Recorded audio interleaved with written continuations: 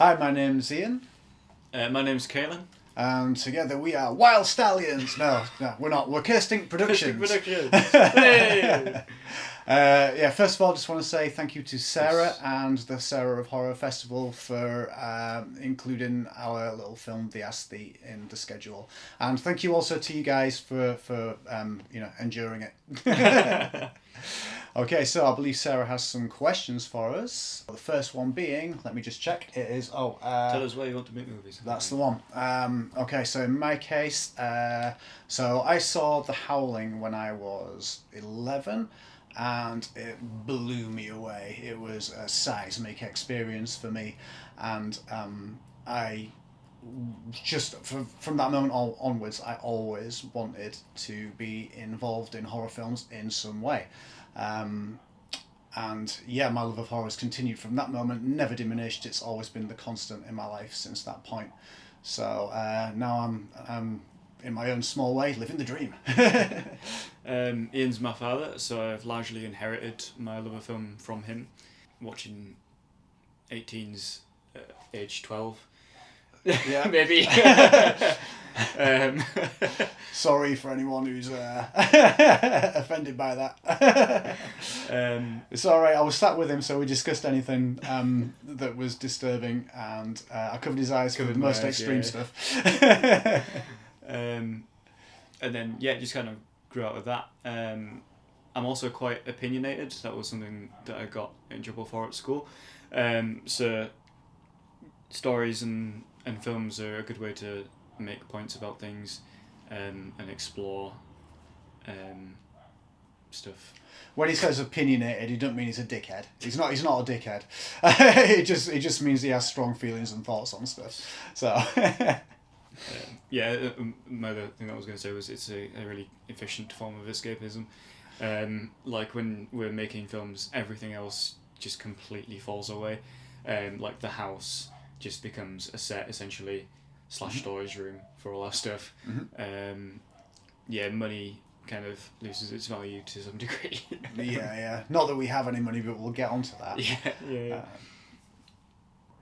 Okay, question 2 is, what was the inspiration for the Aesthete? Okay, so I've always been really fascinated with the idea of dangerous art. That's a main theme in the short, and it's got a long and illustrious history dating back to the Phantom of the Opera, and probably earlier than that, but that's the earliest example that I can think of. And including like Oscar Wilde's Dorian Gray and all the rest of it. It's just been a constant source of fascination to me.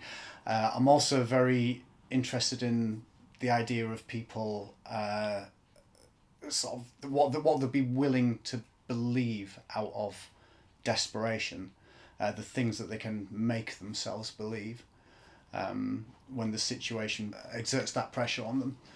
So those two things kind of came together when I was writing The Aesthete, and Kaylan kind of took it from there with a lot of the visual stuff. Yeah, so obviously it was the first one that either of us had written solo. It was just your script entirely sort of thing. I didn't really touch the writing side of it. But visually it was very inspired by, in places anyway, Nicholas Winding Refn and Gaspar Noé and things.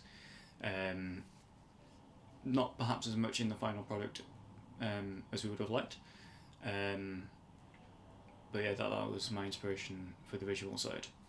Question number 3, how did the production go? Carrying on from the last question, in regards to some of the visuals not quite being exactly as we envisioned them, we have no money, like none.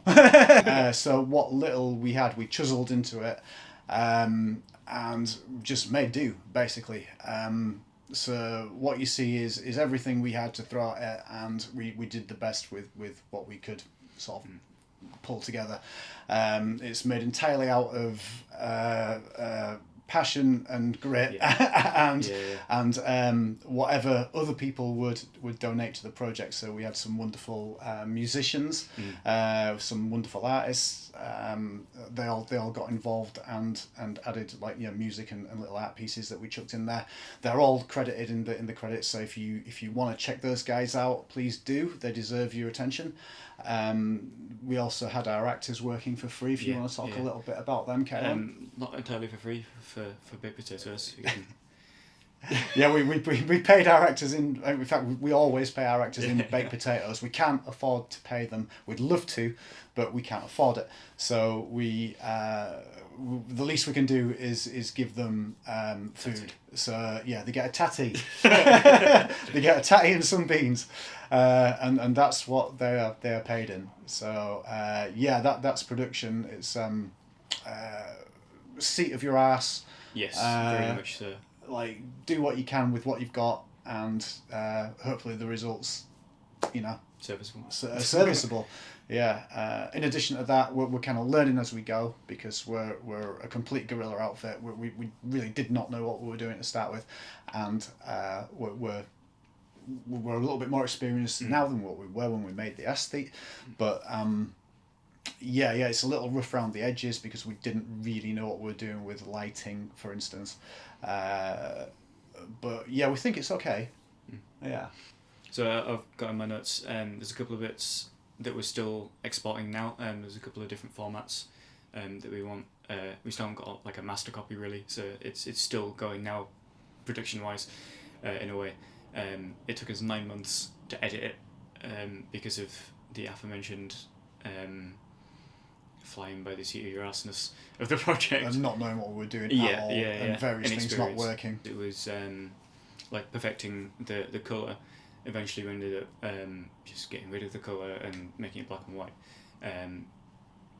which was a shame because it took us, I can't remember how many months, but many months to perfect this colour grade, but like it didn't work on some shots. So okay, we'll see what it looks like in black and white, just as a laugh, and then it worked way better. So all of that work was essentially pointless. That did play into the story and the themes as well.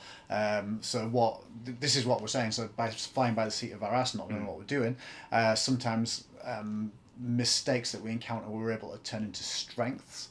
So the necessity of putting it into black and white in areas, we actually turned that around and used it as part of the story and part of the thematic element. And as it turned out, that was actually better than what we had if we'd have managed to use the colour correctly. So it's just making the best of your mistakes and sometimes turning them into strengths if you can. Okay, question number 4. What was our favourite horror film of 2024? So, we've not seen a great deal of films this year because we've been so busy with various bits and bobs, some of it filmmaking, some of it other things. But from the few that we've seen, I really enjoyed Abigail. It was just a blast, lots of good fun, really kinetic, very enjoyable. Something I was blown away with, not the whole film, but the latter half of Immaculate, and particularly the ending. One of those magic moments where the screen almost disappears and you're just kind of there inhabiting the film with the characters. When Sydney Sweeney's just like looking at the screen and screaming, it was almost like the screen wasn't there and I was just like absolutely captured in her gaze while she screamed at me, and that was really, really cool. Some of the early bits of the film could be a bit iffy, but towards the end, and specifically that ending, that rocked. Loved that. I don't really have a lot to say about this one, but I really liked Maxine. I'd say that's probably my favourite, although Immaculate was really, really intense in places. Very much enjoyed that one. Infested was a good one as well. Oh yeah, I forgot about that. That was pretty decent. So the last question was if we have any filmmaking plans we could tell you about. Yes, we do. Yes, we do. We do. We are currently working in a complete departure from the intense, serious nature of the previous film. We're making written down, grindhouse/action/comedy. Blowhogs. A ham-fisted tale of Yorkshire. A ham-fisted tale of Yorkshire. A classy affair, as you can tell by its title. We're describing it as The League of Gentlemen meets Goodfellas. We originally had some pigs at our disposal, which we were going to riff on, like the whole cocaine bear thing. Might as well jump on that bandwagon, aren't we? Yeah. But we don't have those anymore, so we've converted it into like a gangster scenario with a pig flavour to it. Yeah. So, yeah. It's our biggest project yet. It was supposed to be like a bit of a laugh. Obviously, it's essentially just a rip-off of Cocaine Bear. So it's not anymore. It was a rip-off of Cocaine Bear. Now it's an original thing, its own thing. But it kind of grew beyond those bounds and is now looking like it might end up as a feature. We have overextended both. Which was a bit of a whoops. Very much so, yeah. We've absolutely overextended both our budget, which is non-existent, and our talent, which is next to non-existent. So God knows how we're going to pull this shit off, but we will do our best. Yeah, I mean, we're about halfway through and it's looking okay so far. Which isn't like the best... Again, it's entirely fueled by baked potatoes and beans, and the generosity of people that are wanting to help us. So yeah, hopefully we'll be able to live up to their faith and produce something that's funny and gory and cool. And yeah, maybe you guys will get to watch it at next year's Sarah of Horror, perhaps. Yeah. You never know. Thanks for having us.